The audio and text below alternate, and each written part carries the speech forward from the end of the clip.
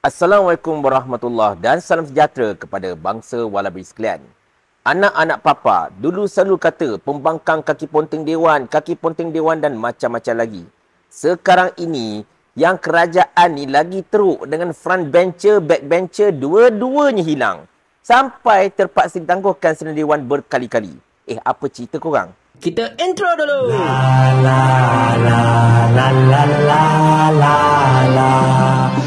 Cerita macam ni tuan-tuan dan puan-puan sekalian.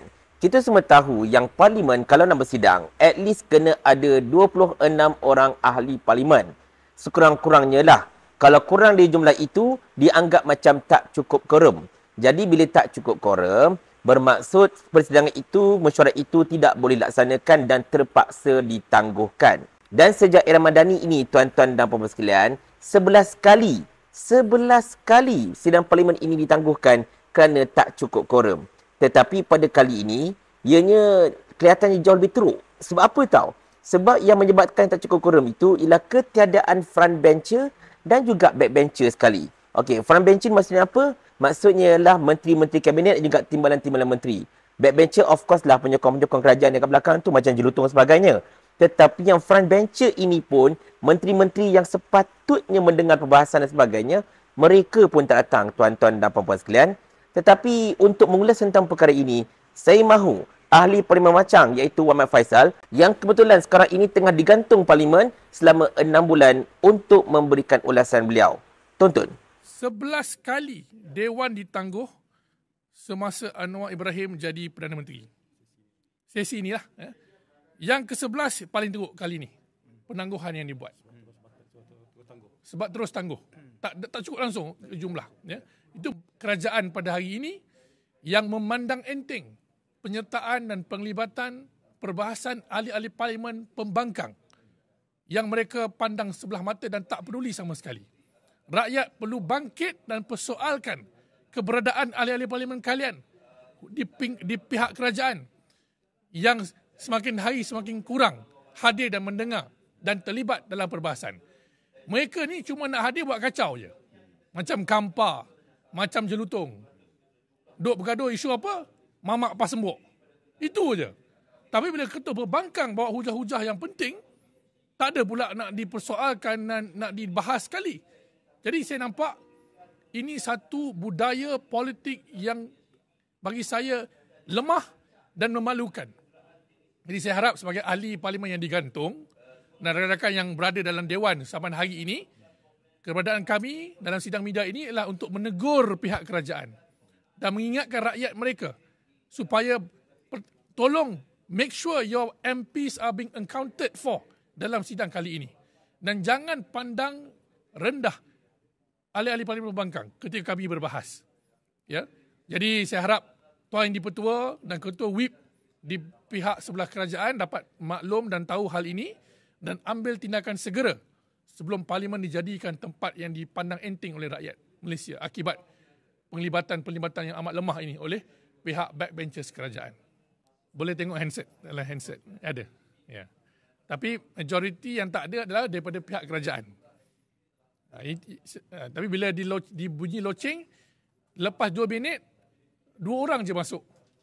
Jadi ke mana yang lain ini? They should be in the compound. They are not ministers anyway. Kalau menteri itu kita faham.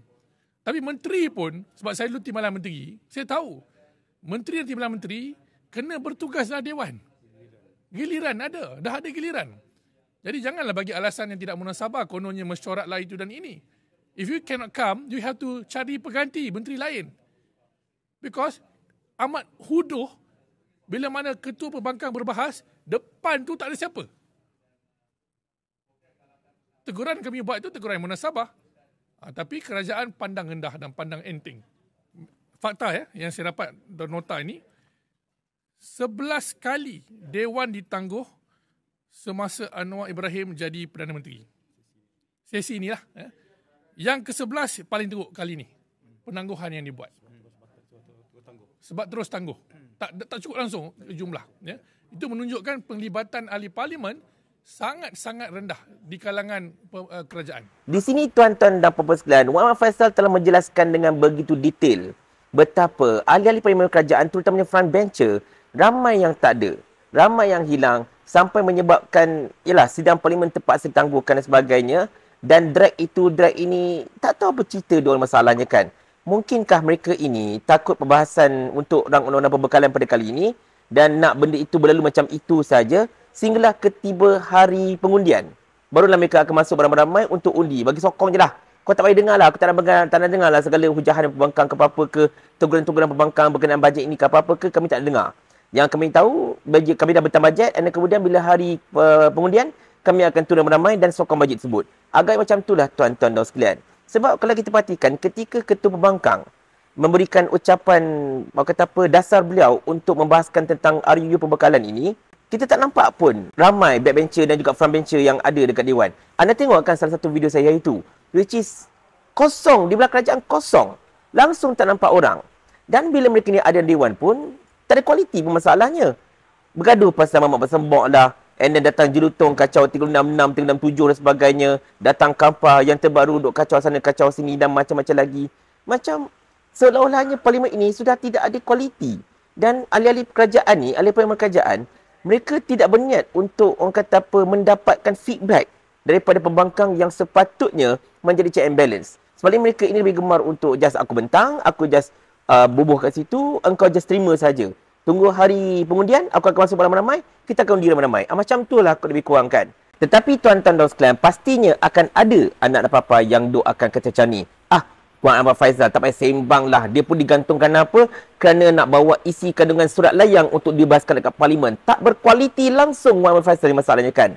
Tuan-tuan, anda kena faham satu perkara tau. Surat layang ini, ramai orang duk arguekan apa? Oh, kita tak tahu siapa sender surat layang, anonymous tip, tantang surat tipu sebagainya. Tetapi yang penting dalam kandungan sesuatu maklumat itu ialah maklumat itu sendiri. Kandungan surat layang itu sendiri. Yang itu sebenarnya kerajaan takut nak bincangkan. Sebab dalam surat layang itu, dia sebut dengan detail nama siapa yang terlibat dan sebagainya. Segala-galanya memang terperinci.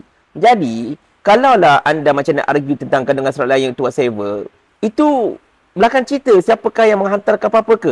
Anda kena scrutinize apa yang terkandung surat layang itu. Maka tindakan Wan Faizal tu basically betul lah. Even semasa mereka ini kan, ketika Pakatan Rakyat, Pakatan Harapan, PKR17 ni menjadi pembangkang satu ketika dahulu, mereka pun bertindak atas tips-tips anonymous juga, betul tak? Oh, pasal cincin rosmah lah, pasal itu, ini, sebagainya. Semuanya datang dari sumber anonymous. Tetapi maklumat di dalamnya boleh katakan, boleh diskutinasi sama ada betul atau tidak, betul tak? Tetapi itulah, bila kerajaan duk takut sangat nak bahas tentang kandungan surat oleh Muhammad Faisal itu dan bertindak menggantung beliau dari parlimen selama 6 bulan, tak kata apalah. Tetapi jangan sesekali anda kata Wan Faisal cuba untuk menjadikan parlimen sebagai tempat membahaskan benda-benda yang tidak sahih dan sebagainya. Kat parlimen lah kena bahas benda ni. Tak kena bahas kat luar kot masalahnya kan. Entahlah budak-budak ni. Dan sekiranya kalau masih ada pihak yang cuba nak menyalahkan pembangkang semata-mata kerana parlimen tak berfungsi lah, pembangkang tak bersuara dan sebagainya, anda lihatlah sendiri. Ketika pembangkang hendak bersuara, ahli-ahli parlimen kerajaan pula yang hilang entah ke mana. Tetapi benda ini tak begitu dilaporkan dekat Media Perdana, tuan-tuan. Anda tak jumpa dekat Media Perdana. Anda hanya akan jumpa benda ini sekiranya kalau anda mengikuti perkembangan berkenaan parlimen dekat sosial media. Itu saja. Agaknya sebab itulah kerajaan duk betul-betul nak kawal sosial media supaya bodoh-bodoh mereka ini tidak diketahui rakyat masalahnya. Yang mereka nak rakyat tahu bodoh pembangkang. Tetapi bodoh di pihak kerajaan, mereka tak nak rakyat tahu. Mungkinlah kan. Tetapi itulah dia tuan-tuan sekalian. Benda ini sangat-sangat mengecewakan jugalah. Kerana apa macam saya katakan, patutnya frontbencher ini, para menteri dan sebagainya, mereka kena ada dekat Dewan untuk mendengarkan perbahasan daripada ahli-ahli parlimen pembangkang yang akan bertindak untuk check and balance belanjawan itu. Dan juga apa-apa saja RUU ke apa-apa ke yang bakal dibentangkan. Tetapi itulah, bila pihak frontbencher sendiri pun tidak menunjukkan komitmen yang bagus, maka anda nak expect apa daripada ahli-ahli parlimen yang lain, betul tak? Tetapi at the end of the day, saya tahu apa jawapan mereka. Mereka akan kata, oh kerajaan ini kerajaan kami. So kata kami lah. Kami nak datang ke, kami tak nak datang ke, itu hak kami. Lagipun kalau kami datang, kami akan dapat allowance kedatangan. Kalau kami tak datang, kami tak dapat allowance. Itu saja kan. Nak macam mana? Sani Hamzan lah punya ayat ni. Sani Hamzan pun tak nampak batang hidung kan? Kerajaan ni kerajaan kami. Jadi ikut suka kami lah. Paling kurang aku ada formula. Ni kau ada menteri berlambat-lambat ni satu formula pun tak ada. Otak letak dekat mana? Saya ulang. Sampai Abang Jamil mampus.